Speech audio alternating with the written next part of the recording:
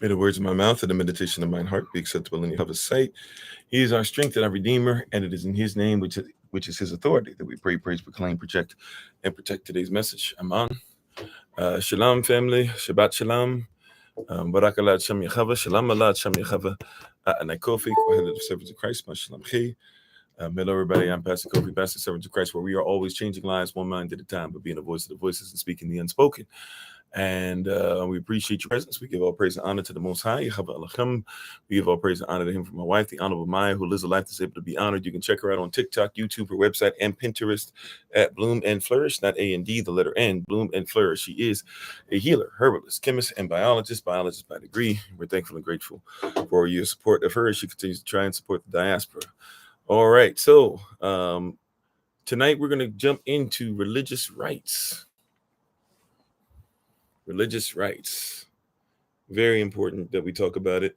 And don't know where this is going to go, in all honesty. I've been seeking and searching. I know that that's what I was told. I've been trying to look, see, read articles. I have read a few articles that I will bring up to you guys today that you can look for so you can see how to look at things. But I just wanted to kind of or I'm led to talk about religious rights before we go any deeper. How you doing, Minister Joseph? How you doing, Minister Tamara, Darius, Sister Patricia, everybody who's on here, Sister Carla. If you're on YouTube, if you're on TikTok, we appreciate you, whether you're joining us live or not. We appreciate you and thank you for being on. How you doing, Sister Juanetta, MIT Stephen, Romac, everybody who's on here. Alrighty. So I want to talk about tonight about religious rights real quick and just some stuff to bring up for you to be aware of. I don't know if this is necessarily going to be something that's hermeneutical, but prayerfully, apologetically, it'll be sound enough that you might be able to catch some of the lawful things in legal terminology. And really what made this stand out to me in the first place, and then as I prayed and thought about what we were going to talk about this rising, how you doing, Sister Deja? How you doing, Sister Betty? How you doing, Sister Deborah? What made me think about this more than anything else was the case that happened in Michigan. No. Is it Michigan? I might have the wrong state. It's not Missouri. I believe it's in Michigan. Oh, okay. I might have my state wrong off right off the back. Let's make sure I have this correct. How you doing, Alicia? How you, I believe it's in Michigan where they just had the law that passed. Is it Michigan? Might have to research it again or look it up real quick. Where in the United States, now this has been in places like Canada and other countries, other Western countries where this has popped up. But where you had the law where everybody's kind of making a big deal about, and it is somewhat a big deal that we should pay attention to, where they're trying to put things in place to where they're going to say that you have to be careful about calling somebody a male or female, cis, non-cis, binary, non-binary, LGBTQ plus, whatever. And if you don't call them what it is that they would like to be called, then legal action can be taken against you. It's not that simple, but that is what people are leaning towards, which is why I get why people are very frustrated and flustered by it. How you doing, Sierra? And it's happened to a certain extent already in many different places. If you've heard, maybe you haven't, there's been recordings where children themselves have recorded themselves going to teachers in places in Canada and saying they don't believe in the having to be forced to call somebody something, especially if they don't believe in it. Now, when I say religious rights, what I'm talking about is on paper. We know the word religion means to be in our community, but let's be honest, we're not of the world, but we're in it from time to time. And when we're in it, you have to know how to render things to Caesars. However, make sure that you are in a position to know how to give Alacham what is Alacham. So how you doing, Brother Jermaine? So when somebody goes into this place of it, you won't freak out too much if you know how law works. And how you doing, Verdell? Thanks for being part of the community. If you know how the law works, then you don't worry about too much of how some of the stuff that's on is going to happen or is going to attend or whatever. If you don't know how the law works, or it becomes something that becomes a little frustrating. And so this is kind of a public service announcement, if you will, today. How you doing, Sister Nadine? So when you hear stuff like this, the way that they're trying to put the law is this. They say that religious rights are already protected. They say the rights of people as far as their race and everything should be protected. They have different things that are already protected. So they say, hey, no problem. Let's go ahead and make sure that LGBTQ plus rights or gender rights, etc., are protected. Um, when something like this happens, you need to know the law and how it works, because you might freak out like everybody is. And I would even say you have a right to freak out a little bit, but you might freak out and go, oh, so they're going to try and say that I have to make sure that I call somebody something I don't believe in. If I don't, I can be arrested. Then you're going to hear all this stuff come out. That's not exactly the case. What you need to be aware of when people start doing stuff like this is you need to be aware of, once again, religious rights. So if religious rights are protected, right, and they're saying, therefore, LGBTQ plus rights should be protected, gender roles and what people say gender should be protected. How you doing, Brooklyn? When they tell you this, what you need to be in a position to do is say something as simple as this. Okay, if you say that LGBTQ plus rights should be protected, gender rights should be protected, and if somebody, for example, let's say you meet a biological male who tells you that he does not identify with being a biological male, and he says that you must call him she or them or they. And they say it's simple. Why can't you do that? You say, well, I don't want to do that. They say you need to do it. If not, you're coming against my constitutional rights. That's not necessarily true. And how you doing, Martha? Thanks for being part of the community. That is not the case. That is not so. What do you mean that's not so? That's what the law says and blah, blah. See, you need to know the law. If your religious rights should be protected just as much, this is when you have to get into the system and how the system works and know how to speak. If they're saying somebody's rights should be protected, why can't your religious rights be protected just as much? Somebody says, well, what does that mean? What does that have to do with something? They're telling me I can't call them something. But if I believe religiously that Yah has created male and female to be biological male and female, no matter what. How you doing, Big Brother Thomas? If that's what the religious right is, if my rights are protected, how you doing, Sister Betty, another Sister Betty, praise Yah. If that's what my religious right says, then why is that not protected? You need to be in a position to realize how the law works. This is why a generation of us who have become people who have become anti-law is something that we're missing, because we don't think about how law works. We don't know how law works. That's why we teach sovereignty and things like that in class so much. And classes will be starting up again on the 28th. But it's important that you get these things done. And let me put a pin in that real quick as a reminder. Tomorrow, we have a plethora of things going on, but as a reminder, at 2:00 p.m. Eastern New York time, we will be having Sister Judith leading us. It was already asked that you prepare the garbanzo beans to make sure that those are going to be soaked. So if you're going to be joining us tomorrow for that, please make sure that you are. The instructions, I'm going to put them up, or one more again, just to make sure that we're all on the same page. And if you would like to, so if you want to take a screenshot or something, I'll read it one time. We already have this on the recording from earlier today. I'll put these out again just as a reminder to you guys. So if you want to be prepared and prepare your stuff already, even if you believe that you're in Shabbat, or it's Shabbat and you treat Saturday as Shabbat, which it is not our Shabbat on the calendar right now. But if you're still going by, I'm in the land of my captivity, I treat Saturday as my Shabbat, no problem. This is why you can get your garbanzo beans soaking right now. We had asked that you get them soaking, earlier in the rising.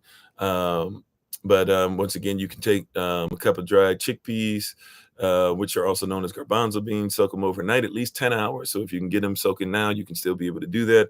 Rinse it several times, drain all the water off by the rising, place in a jar at a 45-degree angle on the windowsill for the sun. And at the first sign of a sprout, it's ready to prepare. Then rinse again and place a blender with juice with juice, lemon, and salt. Pour a quarter cup. Then a quarter cup of olive oil. When you then start the blender while continuing to add more oil until it's blended smooth and creamy. And then you can add sun-dried tomatoes and seasonings. Those seasonings can be salt, pepper, cumin, I believe, right? And others that you might want to add. So just a reminder of that if you want to join us tomorrow in that. That'll be at 2:00 p.m. Eastern New York time. Feel free to be a part of it. Even if you can't do that, feel free to come on and check in. Still not sure if it's going to be on Zoom, TikTok, YouTube, but we'll give you that information tomorrow, and we'll make sure that everybody can have the link by tomorrow. Okay, amen. All right, and if you have questions, like I said, comments or concerns, or you want what's listed on here, just ask me for it, and we will make sure that we get it to you. Okay, Alrighty. So once again, talking about, and we'll put that up at the end of this as well. How you doing, Sister Tori? Um, it's going to be it is a hummus recipe, and that's, by the way, Sister Judith would also be preparing some of the food that'll be raw food that we'll be eating at the Feast of Tabernacles, and also she'll be doing some classes there as well. So that'd be part of what we're doing. So it's kind of like a little introduction to some stuff that'll be popping up. How you doing, Sister Akita? All right, Minister Joseph, have a great night. So when we get back into this once again, so what are we talking about tonight? Religious rights. And how you doing, babe? I'm sorry, my wife is on the Honorable Mind. Please check her out on TikTok, YouTube, or website, and Pinterest at Bloom and Flourish. Not A&D, the letter N, Bloom and Flourish. Bloom and Flourish. She is a healer, herbalist, chemist, and biologist by degree. Alrighty. So when we're talking about religious rights, you have to know how to protect your rights. Your religious rights supersede the rights of the government. Yes, they do. You just have to know how to make sure that those things are labeled as such. So you have a right to train up your child in the way that they should go. That is a religious right. Now you got to realize if you must realize if you are going to uh, send your child to a school, well, then you got to realize that's public. So that's the way that the government or the public does things. How you doing, Sister Sage? If you're going to send your child, if you're going to go to a corporation, the corporation has ways that they do things, and you have to make sure that the corporation still has to allow certain religious rights, but you have to know how those things work. But see, we have all these things coming in. How you doing, Sister Nadine? We have all these people talking about this and that and doing some things that might be scare tactic and all that. I'm sorry, is it buffering for everybody on TikTok? Saying it's buffering a lot. Is that buffering for everybody on TikTok? Or can you guys hear and see fine? No. You're right. Okay. All right, Sister Deborah. I don't know. You might have to change a little bit or maybe come back in. How you doing, Sister Monica? And how you doing, MIT Tracy? So when we're talking about these things and we're looking at these things, we're looking at these options, we're seeing what's happening. There's a lot of stuff that's peeping, that's poking its head in, and you have to be prepared to know that you have what they call religious rights. Now, I'm gonna actually let's look up the legal definition. How you doing, Ray Ray? Let's look up the legal definition of religious rights, or of religion, even before we talk about your religious rights. All right. And this is according to U.S. Customs and Border Protection. So they have to follow a U.S. code. All right. So this is where we're getting this from. This is coming from U.S. Customs and Border Patrol. Right. So matter of fact, let's just read it. What is religion under Title VII? Oh, right. Let's look at what religion or religious beliefs are under Title VII. So Title VII, what does Title VII do? Title VII of the Civil Rights Act of 1964 protects all aspects of religious observance and practice, as well as belief, and defines religion very broadly for purposes of determining what the law covers. Okay, so religion is very broad. So as long as you can prove that something falls under religion, you have a very broad um, palette to taste of, if you will, or a very broad description, if you will. You've been given a lot of leeway to determine what is religious rights and what the law covers. So for purposes of Title VII, religion includes not only traditional organized religions such as Christianity, Judaism, Islam, Hinduism, and Buddhism, but also religious beliefs that are new, uncommon, not part of a formal church or sect, only subscribed to by a small number of people, or that seem illogical or unreasonable to others. So if somebody says, we don't like what you believe, it seems to be unreasonable. You seem to go too far. It seems to be illogical. It seems to be this. We don't agree with it. That doesn't matter as far as your religious rights, as far as Title VII. Okay, it's very important that we get this, right? So under Title VII, your religious rights are there. It says that you have a broad choice of things to choose from. There are many laws that you should be able to use to show why you should be able to observe what it is that you religiously believe you should. Just like when we were doing stuff, when people were trying to force people to get the jab, and we were writing out our exemption letters and things like that. We have a lot of broad stuff. We talked about Nuremberg Code. We talked about a whole bunch of things, right? So it's very broad, and it even covers you if people think, watch this, even if you are a part of religious beliefs that are new, or considered to be new. That means people don't know about them. But new, uncommon, so not everybody does them, right? So new, uncommon, not a part of a formal church or sect. So it doesn't have to be Christian. Only subscribed to by a small number of people. So the amount of people that believe it does not matter, right? Or that seem illogical or unreasonable to others. So just because people can't follow the logic of it doesn't mean that it's not something that's protected. And thanks for being part of the community, George. Appreciate it. Right. Um, an employee's belief or practice can be religious under Title VII, even if the employee is affiliated with a religious group that does not espouse or recognize that individual's belief or practice. So even if somebody, we dealt with that before, people who needed exemption letters who were part of a church, and their church might not have believed what it is that we believe. Their church might have believed they should get the jab, but they came to us and we were able to still write up an exemption letter, because even if you're part of even if you go to church every Sunday, even if your pastor preaches against what you're saying you believe in, it doesn't mean that it's your religious belief. Your religious belief is protected not only by Yah, not only by law, but also not only by free will, but also by the government. It's important that you know this, right? How you doing, Sister Sherry? So even if with a religious group that does not espouse or recognize that an individual belief or practice, or if few or no other people adhere to it, even if you by yourself adhere to it, it's still your religious belief. You have to explain how it is your religious belief. You have to show how it is your religious belief. You have to show that you do it. Because remember, the word, we say this all the time, religion is from a word that's religion, a legion of people that repetitively do the same thing. Or you might even be bringing back something that used to be a legion of belief, right? So your religion doesn't have to be widespread, but you have to be able to prove that you do it constantly and consistently, right? You have to explain what it is. How you doing, Cole? Thanks for being back on. Hey, and if I didn't say so, Shabbat Shalom to everybody. Shabbat Shalom, Brother TJ. So Title VII's protection also extend to those who are discriminated against or need accommodation because they profess no religious belief. So even if you don't have a quote religious belief, unquote, you still should be protected, right? So we're talking about tonight religious rights. Now watch this. So this is under Title VII.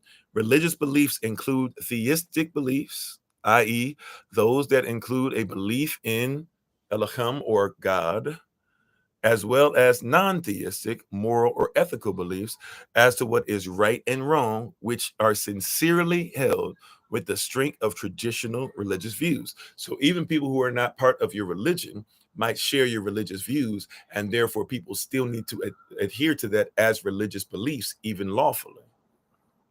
Although courts generally resolve doubts about particular beliefs in favor of finding that they are religious, beliefs are not protected merely because they are strongly held.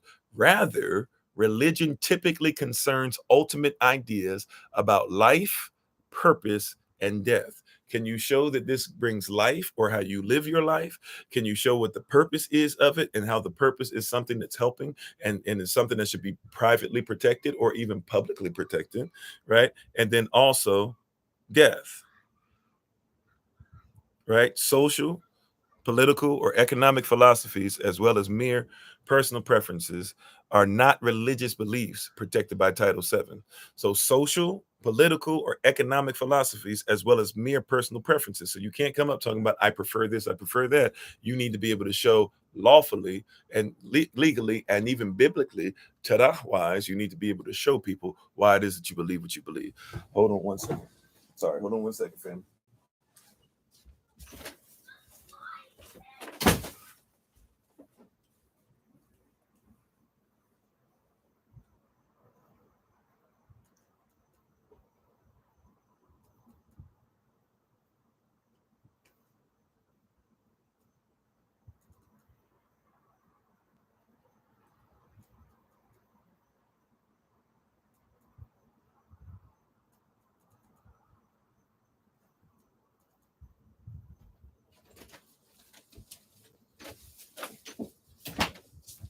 All right.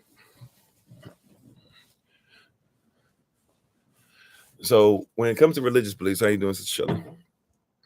We have to recognize and realize that you have religious rights. So we just spelled out how the government under Title VII tells us what religion is. This is 1964. So since 1964, that's been what it is.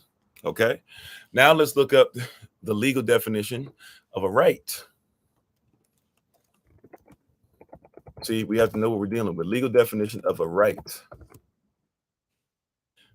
What is the legal definition of a right? Okay, and we're just gonna do a quick one of this, right? A right is a power or privilege held by the general public as a result of a constitution, statute, regulation, judicial precedent, or other type of law. In other words, a right is a power or privilege held by the general public as a result of the law. Okay? So a right is something that the public, so when you're not, even though you might be private, the public has to protect your right. Did you catch that? Did you catch that? You need to catch it with all these changes that are coming. How you doing? Right? All these things that are happening, right? You need to catch this. A right, right? If it's a right by law, legally speaking, a right has to be protected by the public. That means the police have to protect the right. But you have to know how to make sure that you tell people about the right. You can't just keep talking about my rights, my rights, my rights. This is why we tell people be careful what you call yourself. And all this stuff, everybody wants to say, okay, I'm L, I'm G, I'm B, I'm T, I'm Q, I'm I, I'm A, I'm P, I'm B, I'm non-cis, I'm cis, I'm this, I'm that. You better see to it that you actually have a right publicly to have it protected. You go to court and they ask, are you so-and-so?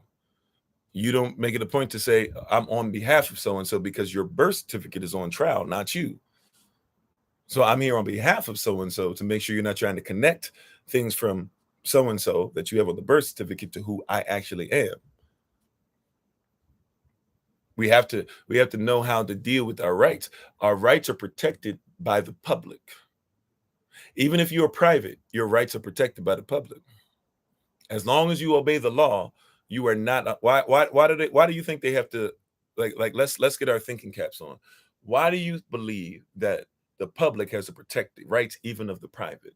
Why should the public have to protect your private rights?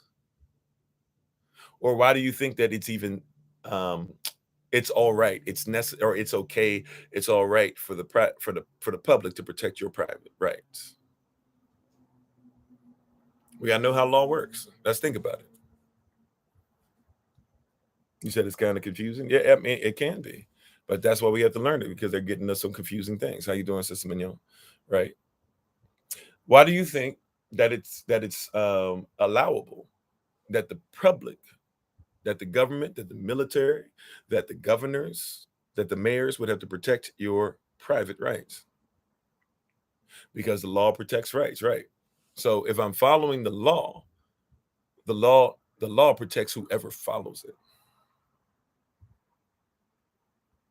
So if I have a situation like they're trying to do in Michigan or they're trying to do in many other states, and they say, hey, you can't call somebody by something they don't want to be called because they identify as us and such, then you have the right to say, well, why is my religious right less important than their right? And they're doing things publicly, but just because I adhere to something privately or publicly, you still have to publicly protect my rights. So now you are in the questions phase, and a lot of us don't recognize some of the best things to ask. See, it's interesting.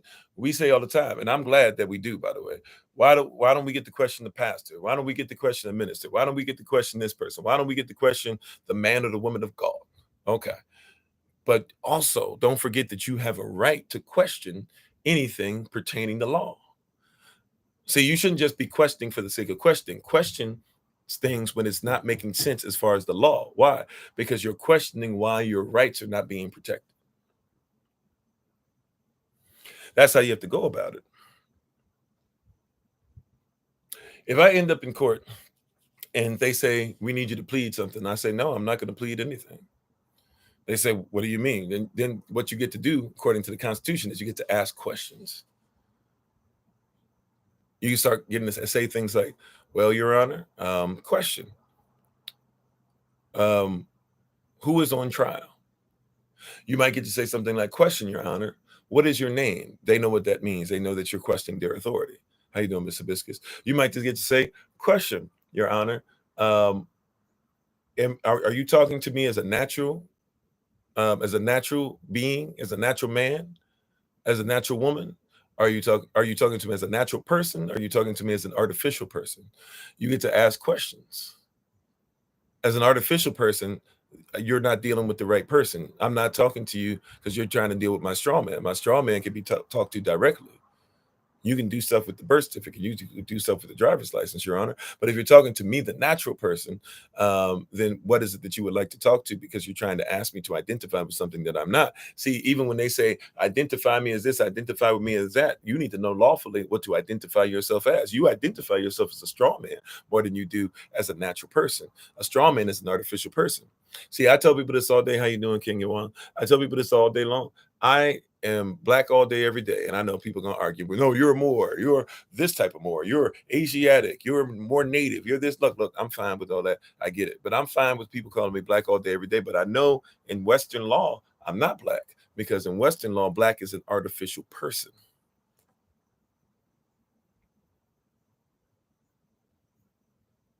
So, Your Honor, are you talking to me as an actual person? Your Honor, how do you see me in today? You can ask questions. Your Honor, how do you see me? What do you mean? Your Honor, who are you talking to? How do you see me? See, because I carry an authority, and you might be trying to talk to me in a manner which I'm not authorized to speak because in order to have authority, I have been given authority. As a natural person, I must be a follower of natural law. See, if we're going to talk about law, public and private, then we've got to talk about substantive law. That means there's procedures, procedural law, and it means that we're trying to find a remedy, remedial law. But if we're going to talk about substantive law, Your Honor, we've got to talk about natural law. And natural law is the nature of the Most High, who you guys try to define as God. But and the private, I don't have to define him as such. Why is that? Because concerning natural law, things are the nature of Yah. Your Honor, is it not true that if somebody tries to go ahead and take something that has been created or that is naturally there already and they try to patent it, they cannot until they modify it? Yes, that is true. Okay, well then, Your Honor, I'm not going to modify my stance in who I am. I was created to be specific this way. Since I am naturally this, then you have to start dealing with me in universal terms, because universal law means we must follow the law of the one who created the universe. The one who created the universe, by the way, universe means universe, a single spoken sentence. Uni, a verse, sentence. So if we're going to deal with the sentence, Barashat bara Alacham at Shamayam at Arat, in beginning, Alacham created heaven towards earth, then okay, let's go ahead and deal with that sentence. And then we can start talking about kingdom law. But right now, you're trying to talk to me as something, and I might not be authorized to talk to you. You said you feel like you would get thrown into contempt. Well, once again, that's why you have to have yourself together. They will threaten you to throw you into contempt, but this is why you bring witnesses. This is why you have affidavits if people try to do something like that. See, sometimes you have to be prepared that they might try you. They might try to do that. Are you ready? If they try to do something like that and put you in and hold you in contempt, don't sign anything. And if you even do, if you're forced to sign, if they threaten you, if they actually start putting their hands on you, fine. Sign the documentation. Make sure you know UCC 1-307, or sorry, UCC 1-308 used to be known as UCC 1-207, or whatever your state equivalent is. Make sure that you fill out that paperwork. And when you sign, or make sure you sign it. And when you sign it, you don't sign it as a U.S. citizen. And you make sure that above your signature, it says under duress, because they force you to do something. And therefore, from that point on, the judge is going to owe you money.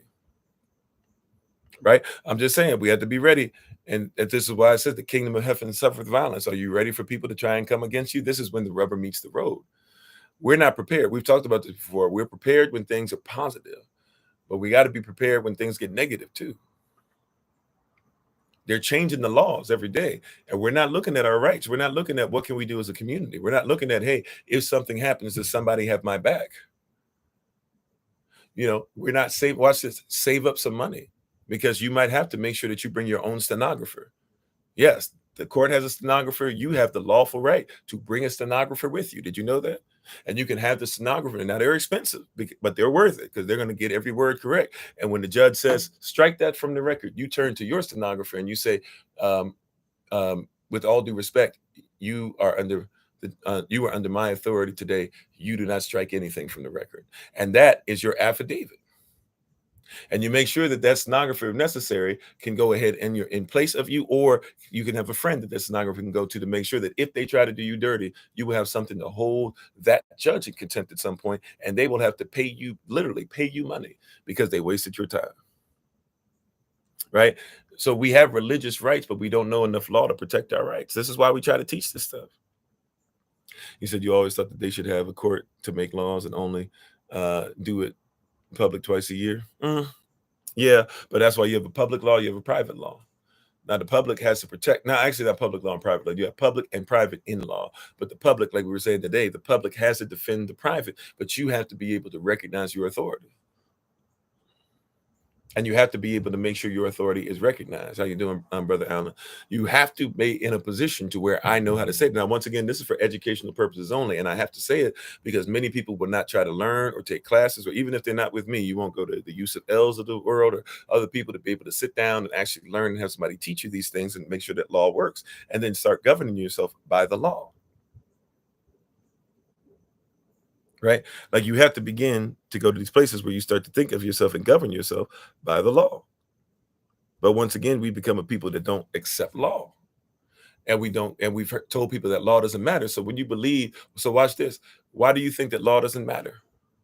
You believe that law doesn't matter. How you doing, Sister Alien? You believe that law doesn't matter because you believe, watch this, you believe your religious belief. You believe that it has become your religion that you bow down to the public, not comprehending who you are in the private. How you doing, MIT Jenny? You see why it's important that we talk about religious rights, and we had to break down even lawfully the term religion. Just because I'm the only person that believes it doesn't mean it's not my religious rights. But if I start doing what they ask me to do, what does religion mean? A legion of people that repetitively do the same thing. If you just do what the government says and never once think about it, that is your religion. That's your religion. That's what you repetitively do, and the government takes authority. Because the government only takes, or watch this, the government takes authority because they can only do what you say. They can only do what you give. People always talk about men like this. A man ain't gonna do. How many times y'all heard somebody say this? A man ain't gonna do what you allow what a man to do. Okay, true that, right? But the government ain't gonna do but what you allow them to do. Right? Money's not real, but the only reason why the government keeps having you handle everything in money is why? Because you have agreed to what's called currency. Currency has no value in it unless you agree. Legally speaking, Salah. So money has no value. There's no gold or silver to back it up. As a matter of fact, what's going to start happening soon is you're going to start seeing some people actually know how to do this correctly. You're going to start seeing that people who have long loans, whether it be for your homes or different things like that, for your cars, and they're going to change everything over at some point. They're really starting to try it already, but they're going to start getting away from physical currency and getting you to go into some of this cryptocurrency, this new cryptocurrency. You don't want to call it that. The government doesn't want to call it that, but the Federal Reserve coin, basically, that's going to be the new cryptocurrency that they're going to force you. So they got all of you guys to sell away your cryptocurrency. You gave up, you stopped being bullish, you stopped buying it while it's lower price, and now here you are basically going to be forced to get into crypto anyways. And when they force you to go to a new currency, right, Fed now, right, when they force you to go into a new currency, guess what's going to happen? A lot of people are going to realize that when they change the currency, you can say, we never agreed to it. I don't consider this to be currency. That's lawful, right?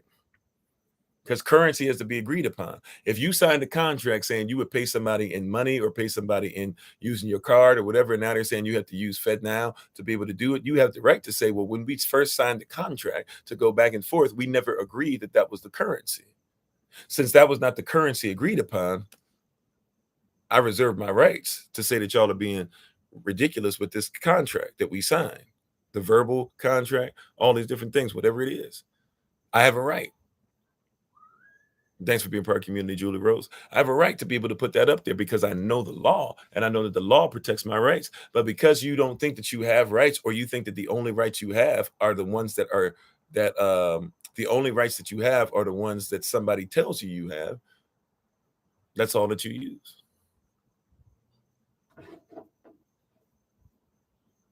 Right? Do you know the difference between the state law and the federal law? See, all the stuff that's about to pop up, you need to know your religious rights. See, if it's your religion, that means that I not only believe it, remember, we just read that belief is not just enough, or your opinion or something, how you feel about something, but it's what I do every day. If it's what I do every day and there's others that do it with me, by the way, then guess what? If somebody tries to come at me, I will have my community sign affidavits, and that's hundreds of witnesses, is it not?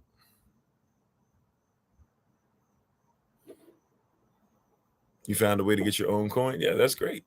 And even at some point down the road, we're probably gonna start diving into having a coin that's for SOC that we can use, or a currency that's for SOC that we can use. We might have to look at that, right? But it only matters if a bunch of us agree, and then that way we don't have to worry about everybody else. So you can sign contracts and make sure that all the business that you do with each other is done through that. Now you got to make sure that you can transfer or go back and forth in between the currencies. If you're going to be in the world, you got to use their currency.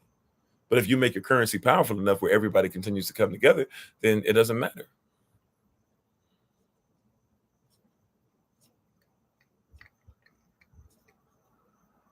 Then it doesn't matter.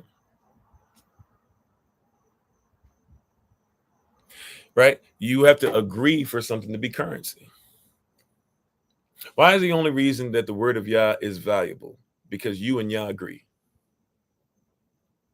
Right now, somebody says that sounds weird. The word is the word. It's valuable. It will remain valuable. But hear what I'm saying. The only reason why it can manifest anything in your life is because you not only have faith in it, but you have works. You agree with your faith and your works. They come into agreement and they come together to be able to provide. That is what you do every day. It matches what you believe every day. It has become your religious rights, protected by law. And no government, right, can really get away with it. And if they try to, those are the ones that crumble.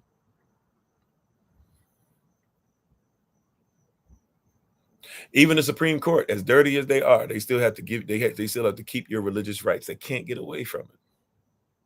How you doing, Sister Iska? They can't get away from it. They might want to. Oh, they might want to. However, they cannot. This system is set up. If nothing else, it has to be set up with the facade that your rights are protected. See, do you not know there are times?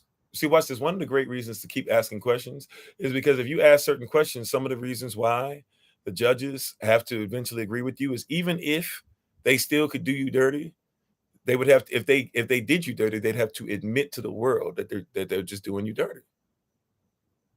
So going back to asking questions, do you know that your driver's license, if you have a driver's license in certain states, I believe pretty much almost every state, but let's just say in certain states to be safe. Do you not know that in certain states, when you get a driver's license, right, you have signed up, you've registered yourself with the state. You have to, right? Now, I think we pretty much comprehend that. But further into it, that means that if they were to put you in contempt, right, they could plead on your behalf, say that you plead innocent or guilty. Or you could not show up and they could plead, and you could plead innocent or guilty. They could make you plead innocent or guilty. They can plead for you. Why? Because you've registered yourself. You're now in ownership. You've registered with the state. If you were to ask them that question and keep hounding them on the question during the court case, they might dismiss everything, because if you put them in a position where they have to admit that they're doing you dirty, a lot of times they'll just go ahead and say, you know what, let them go. That happens quite a bit. There's sometimes where you technically, by their law, by their legal system, you should actually get done dirty. But because they can't have it, and that's why we got to be there for each other. We got to put stuff out. We got to make sure that we're better about, putting stuff in the legal system out, not leaving people hanging and stuff. We're going to actually start putting a lot of stuff out very soon about court cases and things, and making sure that we're putting people's information out that they're trying to do dirty in our community. So you'll see a lot of that, and hopefully you guys will support and share some of that stuff, and let it be known. And even if sometimes we ask, hey, can you make a call on behalf of some of our young people that they're trying to do dirty? Maybe you'll make a call or whatever you need to do, right? So that we can put pressure. But you got to come together as a community, and you got to agree. See, we agree so quickly to let people get thrown in jail. We say all of our brothers are being put in jail. No wonder this and that or whatever. All our black men being put in jail. But we don't come together to say we're going to make sure that we throw a stink, or we're going to come together and make sure that we're not going to go to our jobs, or we're going to come together and we're going to make sure that we go to the news, or we're going to come together. We're going to make sure that we use social media to the place to where it's embarrassing for them to do what they're doing. We don't do those things. So going back to the point that I had started with, If somebody says you got to call somebody something because they identify with it and they try to say, if not, you're breaking the law, you need to know, well, it's my religious right to believe that how Yah created me is what I am. And all of this stuff ultimately is pressure. Like a lot of the judges get voted in. You know that, right? Like, so they can't be looking bad. How you doing, brother Charles? Shalom. Shabbat shalom to everybody coming on. You realize that, right? Like you realize when you call out a judge and you start saying, hey man, that's crazy how they did blah blah. And you start saying stuff like maybe they're doing that for their pension. And people say their pension, and then you make a few more videos and stuff, and then you put it out there that hey, yeah, maybe they're doing that to that person because judges, when they make sure that they get, they put people, male or female, on, but put them on child support. That all the percentage of the child support is what's going to pay the judge's pension. So no wonder they just threw him in there or totally didn't acknowledge the fact that the state itself just kidnapped the child. We have people that are going through that right now. That nobody's giving me permission to do that stuff and put that stuff out there. We're going to put other stuff out there, not that. But we have people in SOC to deal with that too. Their children have just been taken away. Some people on here have not seen their child since they were taken out of their arms when their children were newborns.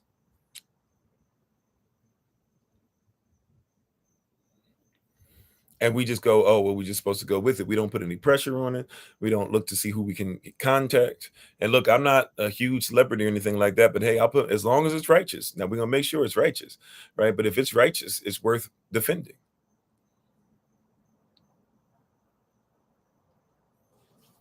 And that's what I was saying earlier. It's going to get to a place to where all this stuff that we say is about to get challenged. The world is supposed to get worse.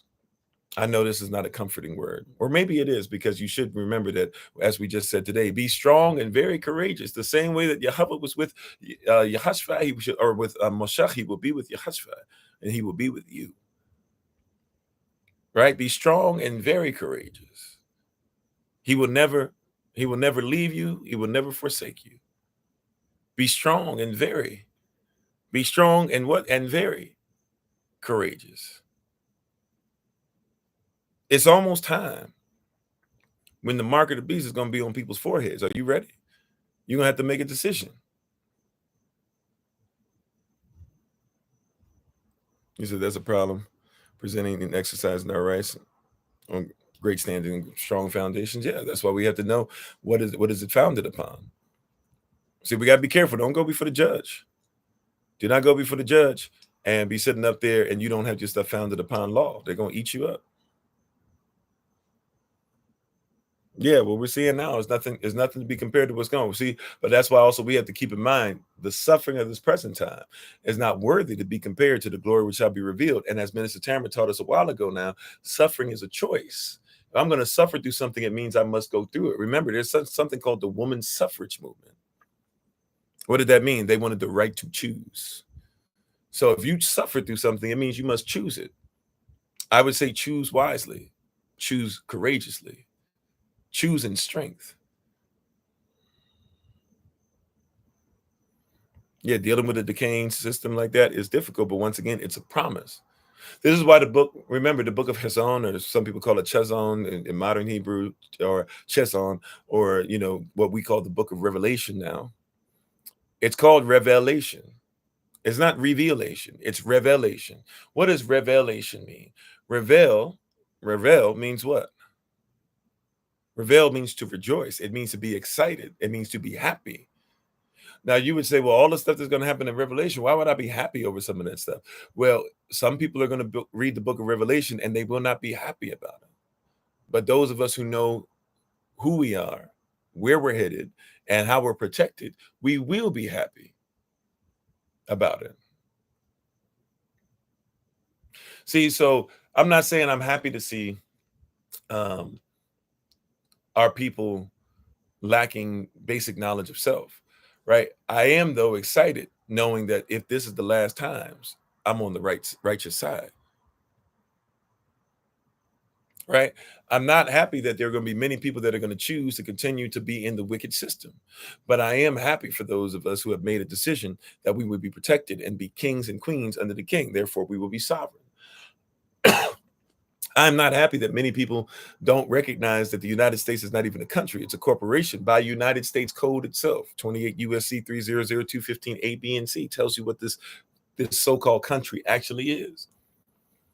However, I am happy that there are people that are actually recognizing what it is and are deciding to make sure that they have separated themselves. Yeah, we are happy. We are excited. We are right. And so there has to be some excitement. See, and we're not ready for that. See, well, it's gonna seem weird, right? It's gonna seem weird to say this, but the end of the wicked system of things for those that are righteous is a glorious occasion because we're ready. Maybe it won't even seem that weird to some of you when I do say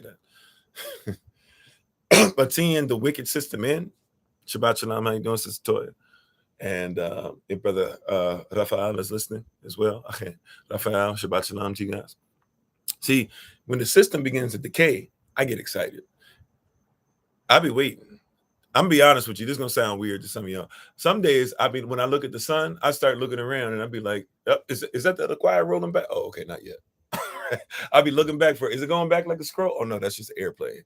Like I pay attention to that. So I am watchful. I am hopeful. Right? As we talked about, what was it, last night or the day before? Right? I'm excited. I'm hopeful. I'm grateful. I'm thankful when these things happen.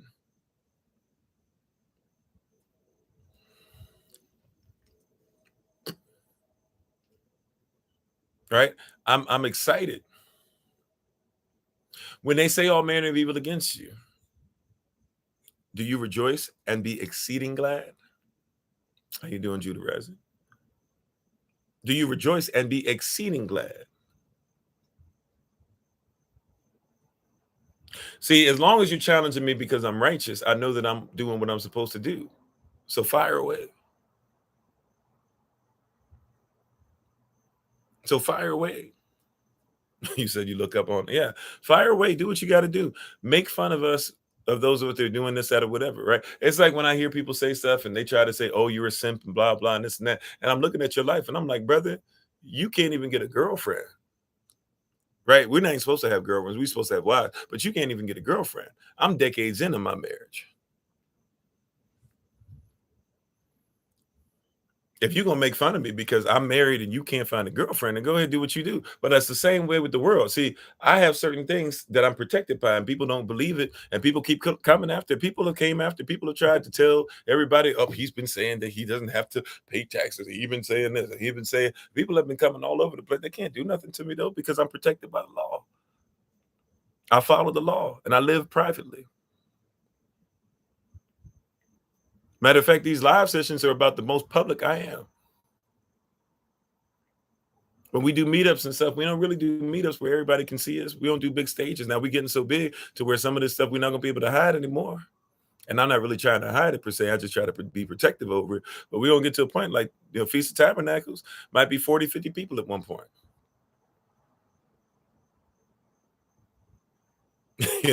Like it's gonna get to a point to where, and that's just for this year. We're looking for more and more and more. I'm just saying it's gonna get to a point to where, yeah, right. But what I'm saying is that people are upset and frustrated already. People have tried to say all types of stuff about me. People have tried to say all manner of evil against myself and my family and all this stuff and saying all these bad things and doing all these things or whatever. At the end of the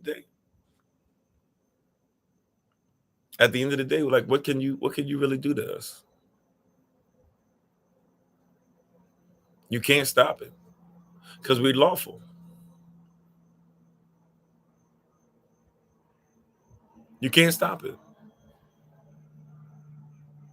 You said when you were a child, you had 30,000 at the feast. Praise Yah.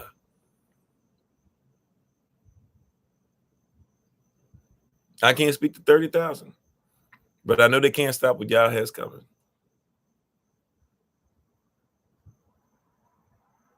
You must teach the knowledge. Okay, sure. How you doing, Brother Vincent? Right, but as I'm saying before, we don't even know how law works, so we don't care about law when it comes to the government. So the government comes and they break law all the time, and not one time does anybody call them out. And I'm not just saying, "Ooh, call them out because they did this wrong." Right? Call them out. It's police brutality. There's no laws against police brutality. You blessed? Okay, amen. There's no laws against police brutality. Check out a lot of your states and check out the laws on police brutality. Check out Black's Law Dictionary and show me what it says about police brutality.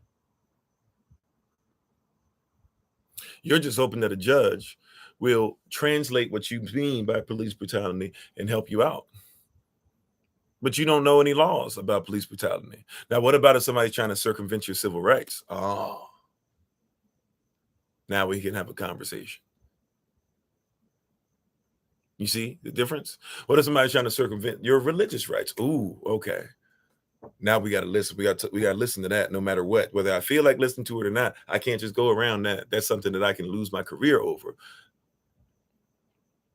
Right? I might not be allowed to be recognized by the bar anymore if I try to circumvent that, or I allow somebody to do that, because the judge is nothing more than a trustee. See, the trust is the law. The trustor is the one who wrote it, and the beneficiary is hopefully going to be you or the state. But the judge is nothing more than the trustee. They cannot go outside of law.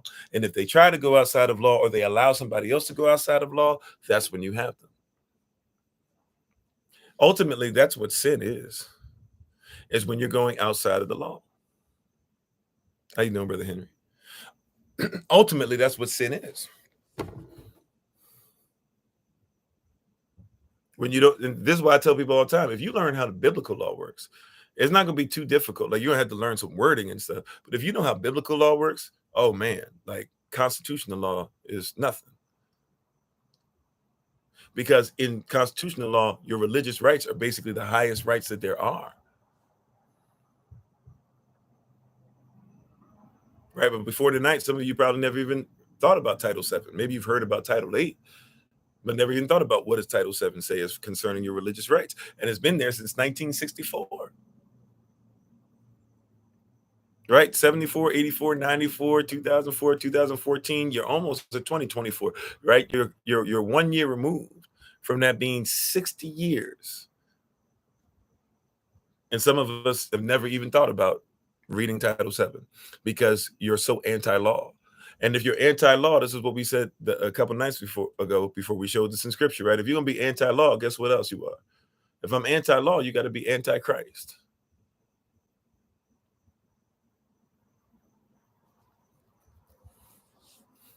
Uh-oh. How you doing, Vitaly? I mean, this is just real.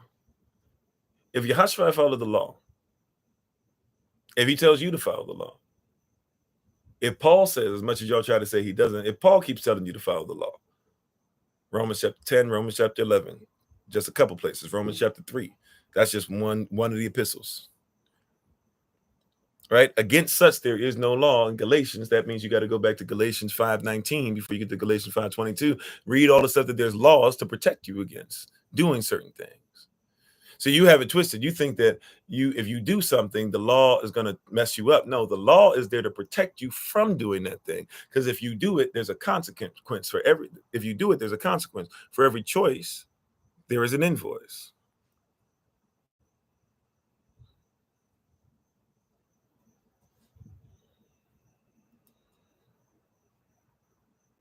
For every choice, there is an invoice. Right? I'm sorry, can I explain to Ephesians 2:15? Okay, is this going to turn? Okay, let's go ahead and do a little bit of this. Hello to you, by the way. We should always start there, right?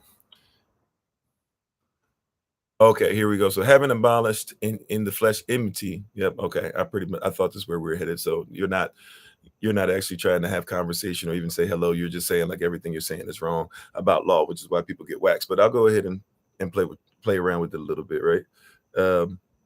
Having abolished in his flesh the enmity, even the law of commandments contained in ordinances, right? Which, by the way, ordinances, things that are ordained, are lawful, right?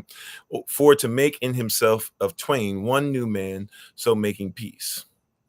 And that he might, because we should probably go on, and that he might reconcile both unto Elohim in one body by the tav, or what you call the cross, having slain the enmity thereby. So when you say enmity, first of all, in his flesh the enmity, even the law of commandments contained in ordinances. What we're trying to say is he abolished in his flesh the enmity, even the law, but it doesn't say that he abolished the law. It said he abolished in his flesh the enmity, right? And then that word even, by the way, is in italics. So if you know how Middle English works, right?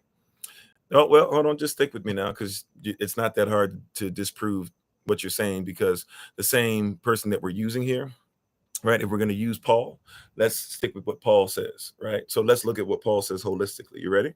Are you ready? All right. Besides just thinking that you're going to come in, lob a grenade, and the Holy Spirit hasn't already jumped on it to cover it. All right. So let's make sure that we're holistic. All right.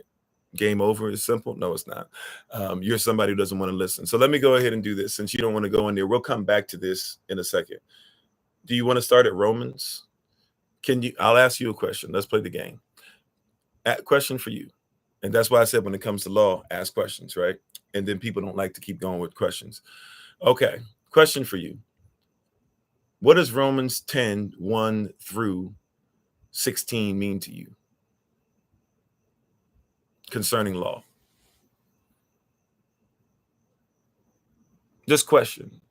We could go into Romans chapter 11, verses 1 and 2 as well, but we'll hold off on that. What is Romans 10, 1 through 16? Because the same Paul that's talking about enmity here, not enmity, even the law, but enmity, right? And by the way, there's enmity that's mentioned in Genesis chapter 3, which is not concerning the law. But we don't want to be holy and holistic in the word. We just want to go to one place to try and say why we don't have to be held accountable. So what does Romans chapter 10, verses 1 through 16 mean to you?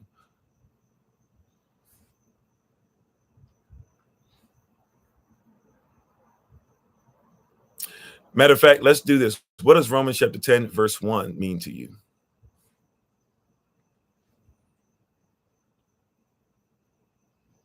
It does not clearly say that. What is okay? All right.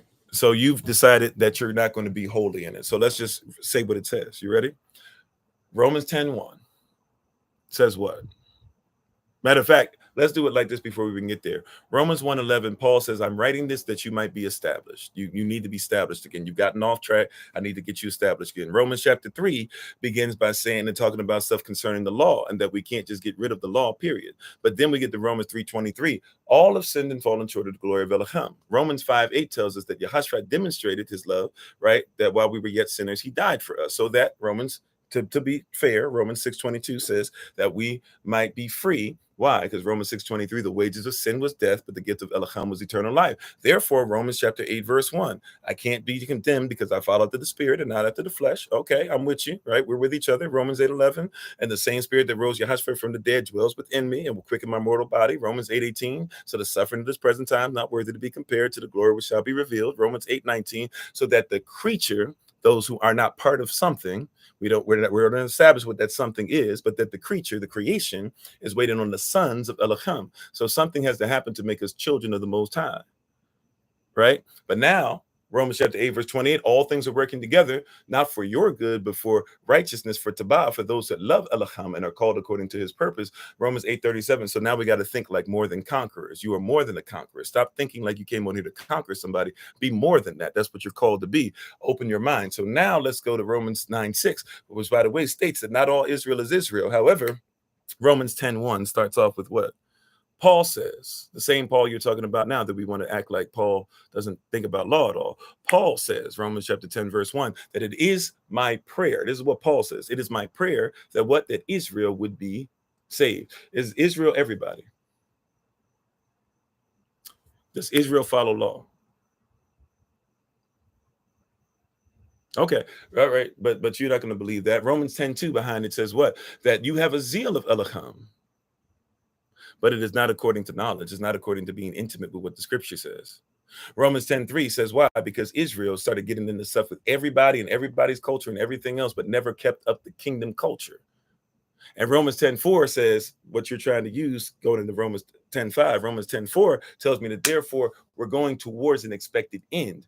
It is not the end. You're going towards the end that Yahushua did. Now, it's important that we make that distinction and actually use the words for what they say, because now Romans 10:5 mentions Moses, which is extremely important because Moses and the prophets are mentioned by the Messiah in Luke chapter 16, is it, that we just went over yesterday? Luke chapter 16,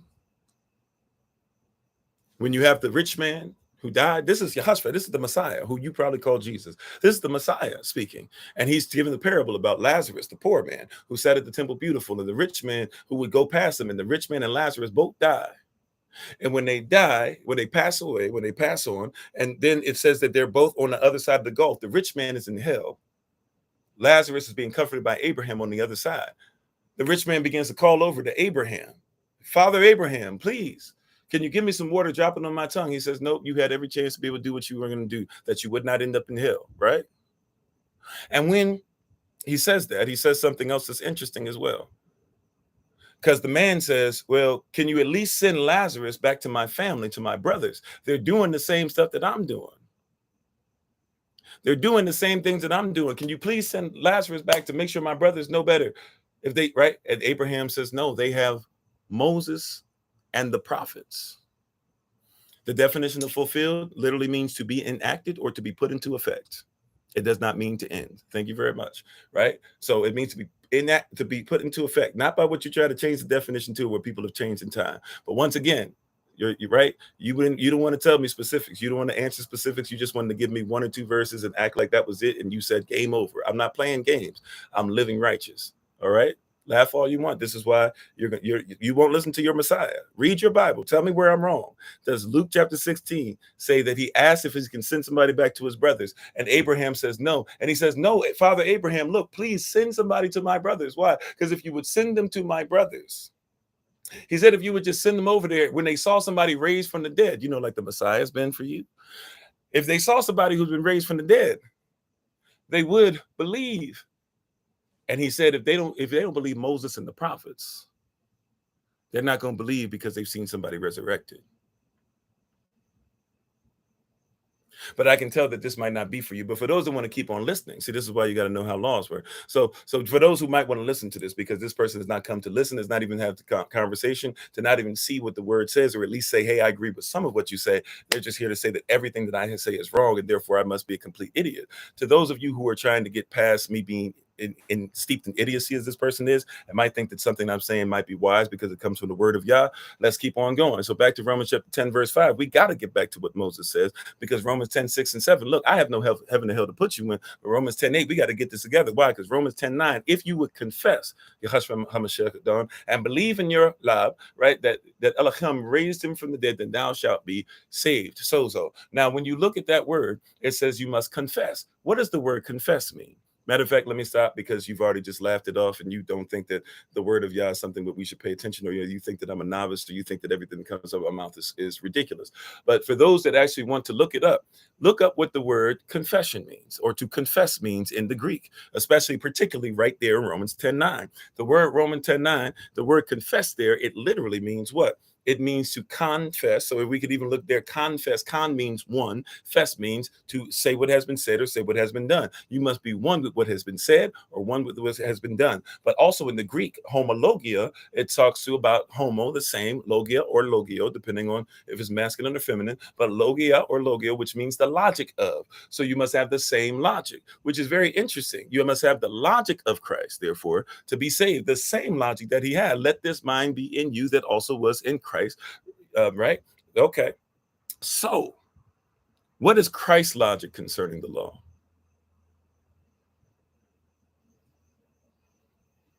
People miss it there. People don't want to be honest there. People don't want to be honest there. People don't want to be honest there. What is Christ's logic concerning the law? Either dishonest or ignorant. Either way, it's not correct. If you love me, you will keep my commandments. John 13, 34, and 35, I believe. Oh, no, that's not John 13, 34, and 35. That's John 14, John 15, John 14. John 13, 34, and 35 talks about it. If you love, their love should be the same way that he has loved us. And then later on, he says, if you love me, you should keep my commandments. Excuse me. But what does he also say about law? Let's be careful. What does he say about law?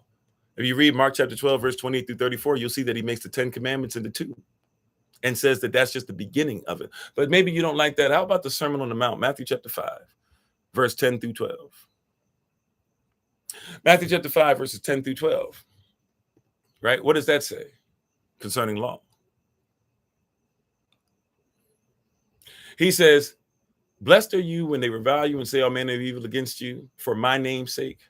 When they do this, rejoice and be exceeding glad, for they did the same thing to the prophets that came before you. Prophets seem to be important, but okay, you say he didn't use the term law. But then Matthew chapter 5, verse 17 through 20, Matthew 5:17, he says, do not think that I came to destroy the law or the prophets. I came not to destroy, right? But I came that it might be fulfilled. That word fulfilled, once again, means to be put into effect, right? It does not mean to end. We know it doesn't mean to end because he keeps on going concerning that law. Matthew chapter 5, verse 18, he says, until heaven and earth pass, not one jot or tittle should in no wise pass. In other words, the most minuscule of measurements, because every character in Hebrew has a number attached to it, and even the way that it's written, which is the yod. They use tittle to talk about the dotting of the I's and the J's and stuff.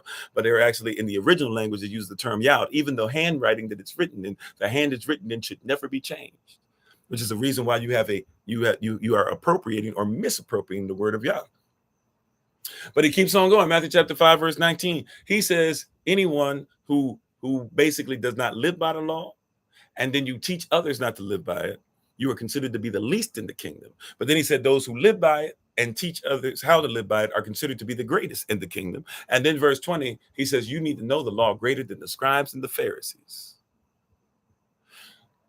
Now, how are you going to confess what Christ is saying and you don't have his logic? But wait a minute, hold on, because then it doesn't finish there. You only know half of the golden rule. Matthew chapter 7, verse 12, you like to say the first part, do unto others as you want done unto you. But the whole golden rule goes like this, do unto others as you want done unto you. Why? For this is the law and the prophets. You are not the standard.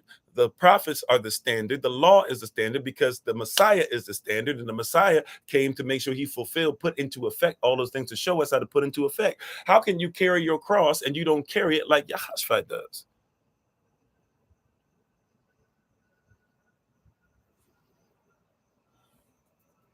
So we go back to Romans chapter 10, verse 9. How are you going to confess and believe anything when you don't know how the law works?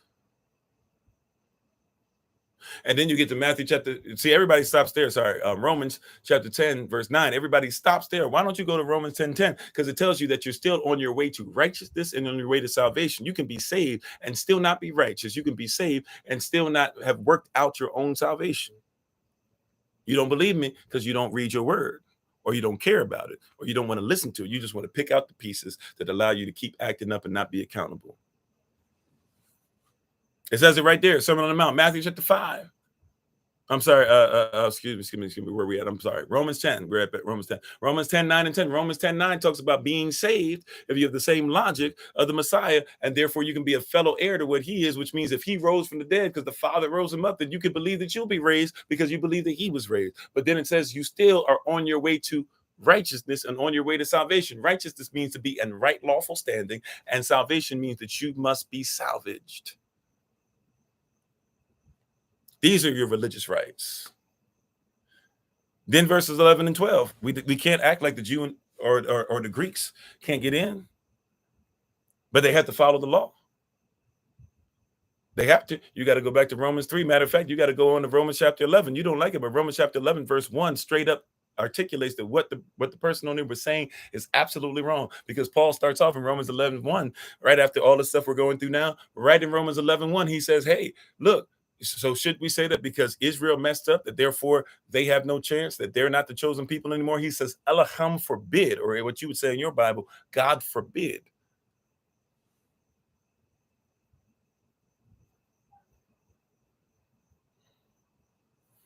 If it's forbidden for Elohim to think like that and for him to do that, then why do you think that it's okay? Because you're in the Balaam doctrine. You don't know about Revelation 2:14. You don't know about Numbers 22 and 23 and 24. And by the way, if somebody says, why are you arguing? Why are you doing this? I'm not arguing with anybody. I'm simply declaring the word. It's in your Bible. But see, that's why we got to finish this up, because see, maybe he doesn't know Romans 10, 13 through 16 and how it's going against what his mindset is. See, you got to know this. That's why you got to know how law is and how to talk to people. Why it says Romans 10, 13 through 16, anyone who calls upon the name, which you probably don't even use the right name, so therefore you don't have the right sham, the right authority. It's not shemitic, it's not shamatic, right, if you will. But anyways, you don't have the right authority. But anyone who calls upon the name of the Lord, they shall be saved. Interesting that we keep talking about being saved, but nobody wants to call on his name. We'll leave that to the side. Anyone who calls upon the name of the Lord, they shall be saved. But how can one be saved if they do not believe.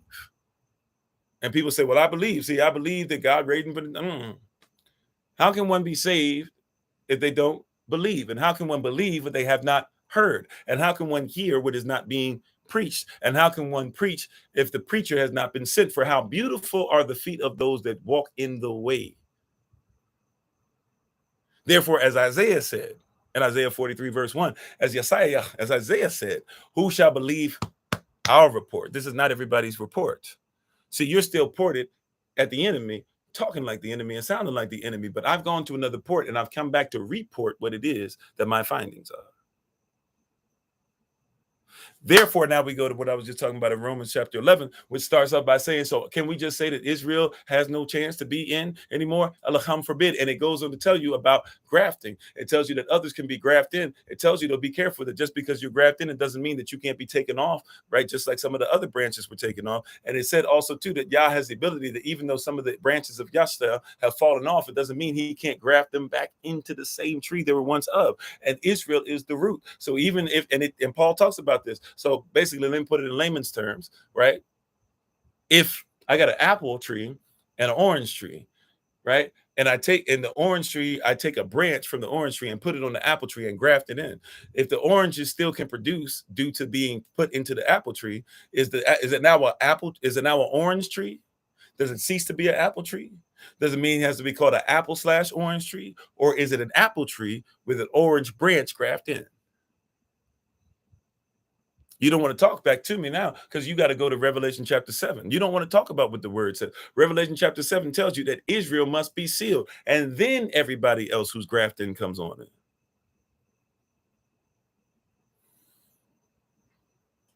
See, people talk a great game until you start showing them the word. They got a couple verses that they heard on a Sunday or something like that that allows to protect them to not be held accountable. But in the kingdom, you got to be accountable. In the kingdom. See, this is why we're talking about religious rights. You got to be held accountable. Yes, sir. You be the same person to say it doesn't matter what day we worship Yahweh, but Yahshua, the Messiah himself, kept the Sabbath. But I don't have to confess what he did. I don't have to believe what he did. I don't have to follow his ways, even though he is the way. I don't have to say that what he did is the truth, even though he is the truth. I don't have to live how he lived, even though he is the life. I'll just get to the Father any way I feel like getting there. That's not how it works.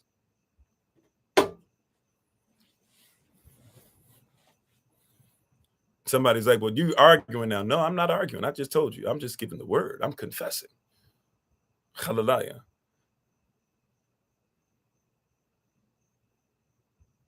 I don't even mind people arguing for real, but you can't argue the word. If you're going to argue the word, tell me that you just don't believe in it. Then that's fine. Just say you don't believe in it, but you can't argue something that's infallible. That's why people say all the time, what do you think about this, Pastor Kofi? What do you think about this? In law, I don't have to think. Law is written out. My thoughts are not my thoughts. I want them to be his thoughts because my thoughts, his ways are not my ways. His thoughts are not my thoughts. As high as the heavens are from the earth are his ways from my ways and his thoughts from my thoughts. Why would I want to try and do something that's going to keep me down low when I could do something that would allow what's up high to come down to me? Our Father who art in heaven, hallowed be thy name. Thy kingdom come, thy will be done on earth the same way that it is in heaven. In earth. Matter of fact, I said it wrong. It's in earth. In earth, in this temple, the same way it is at Shamayam. You said, so are there people of the nation of Israel that can get into the kingdom as something other than a servant/slave? I don't know. Well, first of all, even when you talk about there's nothing wrong with being a servant, slaves, I don't know where the word of Yah says that we have to be a slave. Now, Paul, well, when you see this, and once again, we're coming from English rhetoric and stuff to where you're together with a lot of stuff that was changed, especially into like slave Bibles or people that were getting into enslaving other people. But in our culture, we didn't have slaves. Somebody wrote that stuff in. But even there's nothing wrong being a servant. Matter of fact, Yahshua says once you get to a certain level, and he said, I no longer call you servant, I call you friend. So these terms that people just write in, I don't really abide by those. Abide in me and I am you. He says, I am the tree, you are the branches. He said, my father's the husbandman, I am the vine, you are the branches. You can do nothing without me. You can do nothing without being attached. If you're not going to be attached to me, you'll fall for the okie doke every time. Okay, I'm sorry. If you want to listen to the replay, you can go ahead and listen on YouTube, just in case I went too fast. It's recorded. Okay. Amen. But you hear what I'm saying? Right? And this is stuff that we should be able to maybe not rattle off like that, but we should be able to say these things and let it flow. But why can't we let these things flow like that? Because we're too involved in the system. But Paul says, before you even get into Romans 10:9, talking about being saved and talking about there's no law and all this, Paul said it's still my prayer that Israel would be saved. How are you going to talk about Israel still being saved? Why does Israel need to show up in Revelation 7? Why is Israel supposed to be separated from everybody in Revelation 12? Why is it that Israel is going to know a song that others won't even know in Revelation 14 and 15? Why is there an ode to Moses that you're supposed to know that goes back to Deuteronomy chapters? People argue 32, 33, whichever. Why is that stuff there? Matter of fact, if the law of Moses, if Moses doesn't matter and Elijah doesn't matter, because they're Old Testament, if they don't matter, question for you, why do they even show up at the transfiguration? Why are they mentioned as the olive trees in Zephaniah and they show up again in Revelation chapter 10? Oh, it's because you don't know law. Forsake not the law of your father, forsake not the law of your mother. Why is David going to sit on the throne in Revelation if that's just Old Testament? Why is Yehoshaphat's throne going to be established upon David's throne?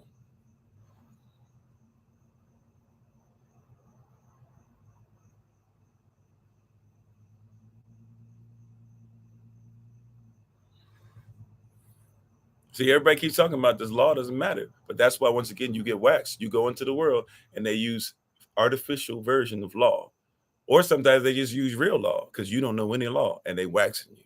The kingdom of heaven suffers violence. Now I know I get the context of that is John the Baptist being beheaded, but people are out here beheading you. You're supposed to be prophesying. You're supposed to be speaking the word. You're supposed to be baptizing. You're supposed to be speaking using Israelite tongue. You're supposed to make sure that you're separated from the system. You're supposed to be in the wilderness and not in their civilization.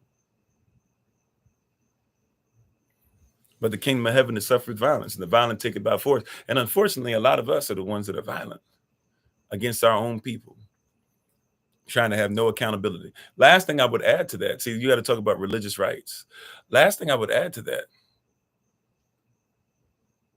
last thing I would really add to that is this. Thank you, Holy Spirit, for the reminder. If there's no law, what are you being judged by? You think the only thing that the Messiah cares about is if you confess and believe? This is why you'll hear people who don't even live by the law, but they say, I can do whatever I want. And they'll cuss. I've heard people. So somebody, and I'm not making fun of LGBTQ plus people. I'm not making fun of anybody. I don't have a heaven or hell to put anybody in. This is not that. There's a guy, I forget what he called himself. I think his name is something like the Gay Republican. I think that's what his TikTok handle is. And he said, all these people saying all these things and this and that, and you want me to do this, you want me to do that, you want me to be this, you want me to be that. He said the Bible, all it says is that I have to just confess the Lord Jesus and believe in my heart that God raised from the dead and I'll be saved. He never once mentioned salvation, which is right next to it in that same verse or that same passage of scripture. He didn't care about working out his own salvation. He didn't care about being in right lawful standing. He didn't care about the fact that it's talking about Israel being saved. He didn't care that he said that you got to make sure that this is being preached by somebody. He didn't care that he might not have heard some of this stuff. He didn't care that he didn't believe because people aren't preaching the truth. He didn't care about any of it. All he cared about was confessing and believing. And while that is important, why is it that nobody ever goes to any other verses talking about being saved? They just only go to one. Why is it that they've never told you to read Matthew chapter 24, verse 13, where it says that you got to endure wickedness in order to be saved?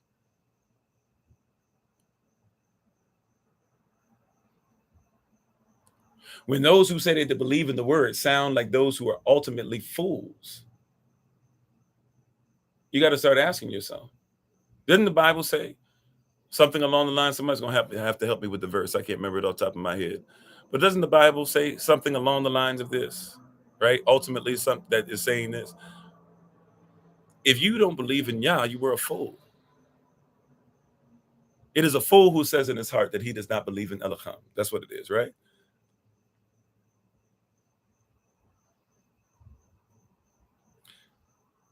Elohim established the law. Man should not live by bread alone, but every word out of the mouth of Elohim, out of his peh, his pa. Every word. Not some words, every word. Not when you feel like it, every word. Not the verses you like, every verse. If it doesn't make sense, right? If it don't make dollars, it doesn't make sense. If it's not going to be a whole dollar bill, stop giving me pennies. Every word. You don't believe what Elohim has written in prophecy. Even if you only believe it's prophecy to tell you about the Messiah, heaven and earth will pass away, but not one word shall pass away. It shall remain forever. You are giving up your religious rights.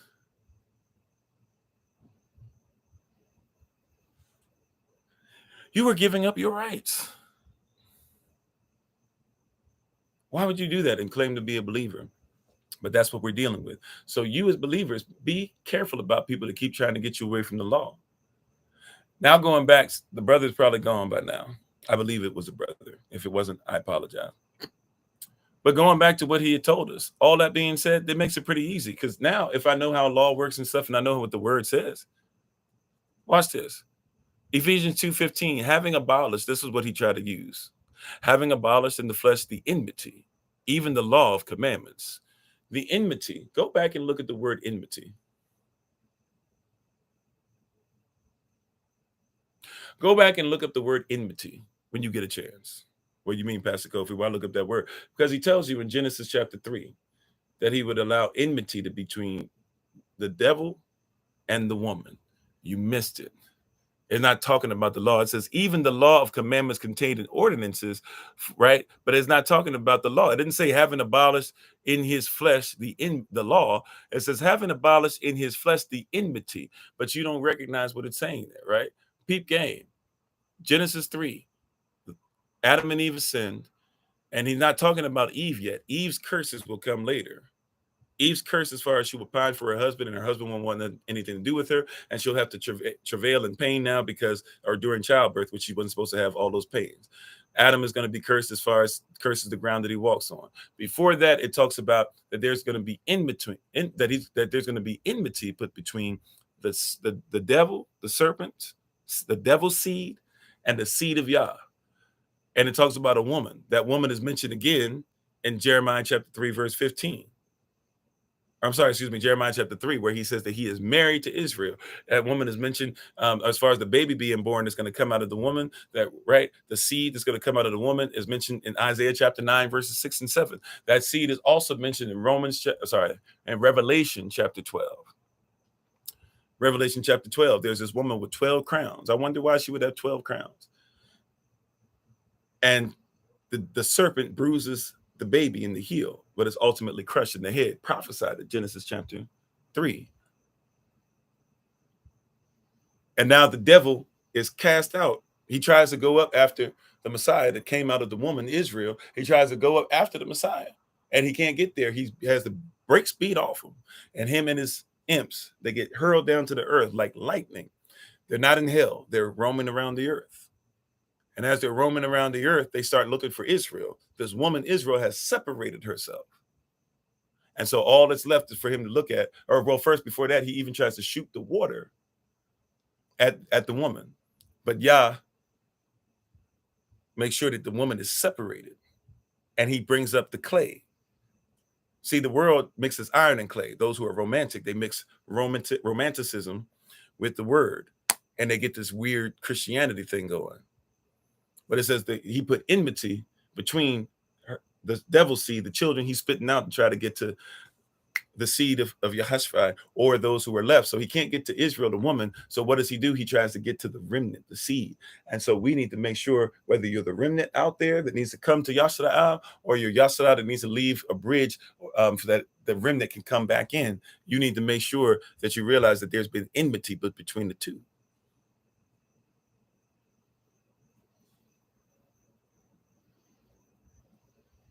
So when you're talking about enmity, you're not even talking about the law. See, so when you read it correctly, it says, having abolished in the flesh the enmity. That's not talking about the law. That doesn't even say law. It says he has taken care of the enmity. See, when somebody uses Ephesians 2:15, they don't even realize what it's saying because they're so anti-law. They can't read the law. They're so anti-law. How you doing, Urban Rosie? They're so anti-law, they can't read what it says. It doesn't say he has abolished the law. It says he abolished in his flesh the enmity. When the serpent came up and bruised him in his heel, but he bruised him in his head, he abolished the enmity. Then it says the law of commandments contained in ordinances for to make in himself of twain one new man, so making peace. It's not saying. So it says that now we have the law of commandments that are what? That have ordinances. Now watch this. Ordinances mean law.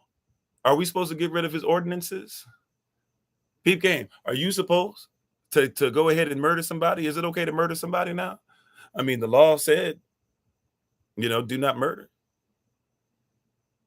Can you murder? I mean, is it all right to go ahead and covet what somebody else has? I mean, the law says do not covet, so it's just law. No, the enmity is what was abolished. I don't have to worry about the devil trying to get to me because I have a choice to now go ahead and be separated like the woman Israel should be and get out of the wicked system. And if the devil tries to spit his people or the game or anything at me, then he has his word, he has his clay, he has his people even to make sure that they raise up a standard.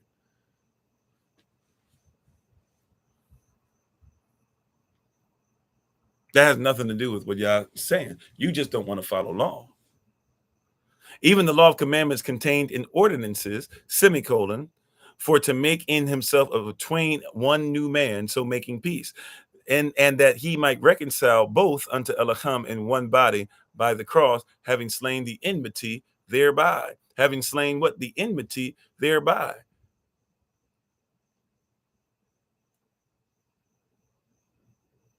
And by the way, can I just help you out with something? And I wish we had more time. Maybe sometime we'll get deeper into this verse, right? Because I know some people, there's still some things that's probably not clicking because you're so used to what it's saying. Watch this. Watch this. You ready? The word even is in italics. In the King James Version, in any version of the Bible, really, but in King James Version, because that's what I'm reading from tonight, whenever you see a word in italics, that means the word did not originally exist.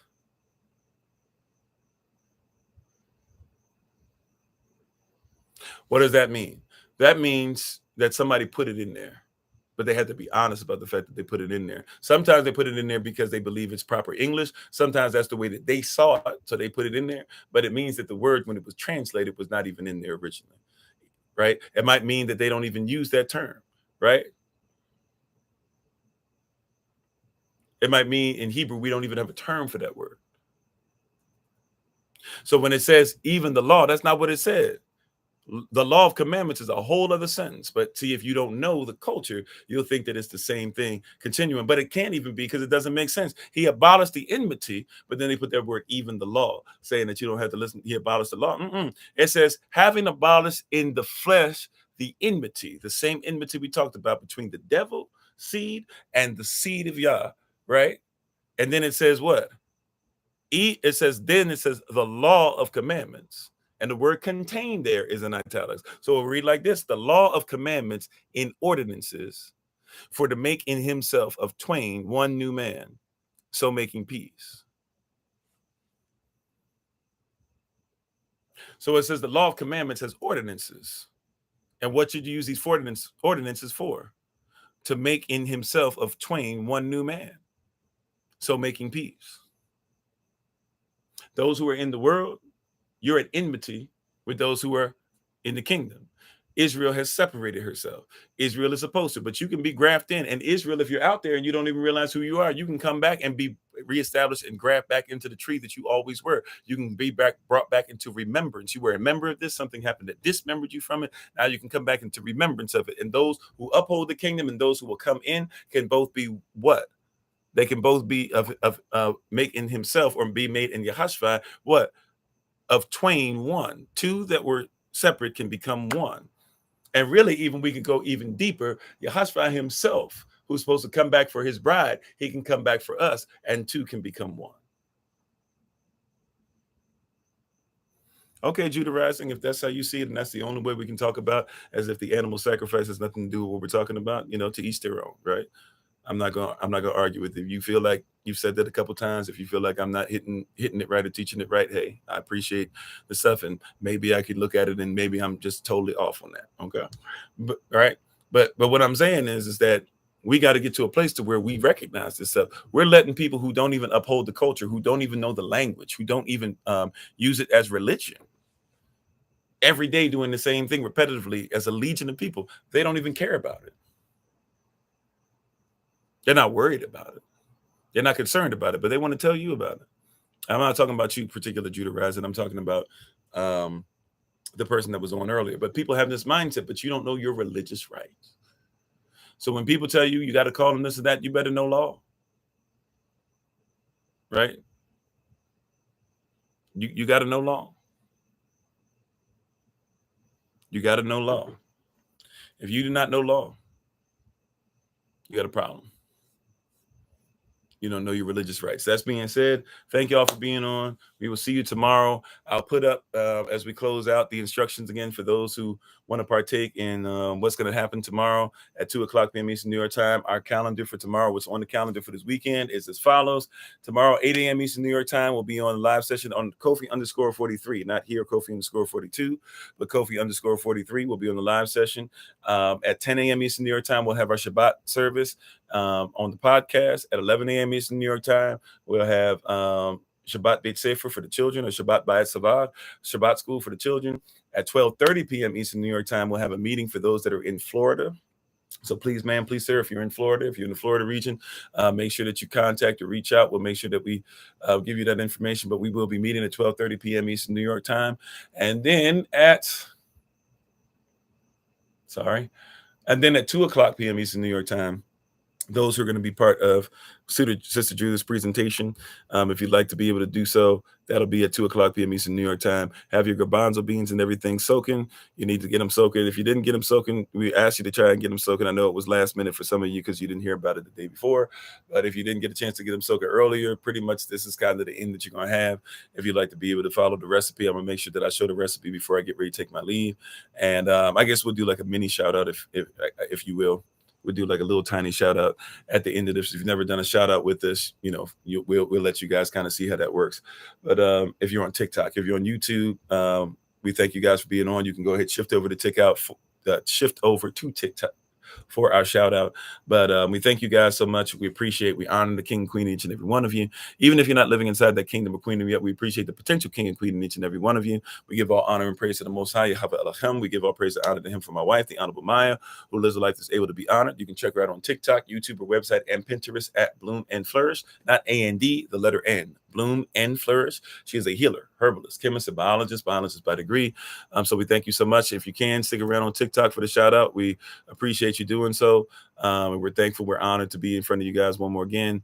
To everybody, though, as always, it's been Pastor Kofi, Pastor Servant of Christ, where we are always changing lives one mind at a time, but being the voice of the voiceless and speaking the unspoken. And until I have the great privilege, opportunity, and responsibility of being in front of you all again, please remember, as always, just the hour that you are loved, you are necessary, you are majestic, you're fearfully and wonderfully made, in you, which is all of us working together, will be the reason why people who are in this system no longer have to be of it. Shalom, family. Peace. To those that are still with us, this is how we're going to do a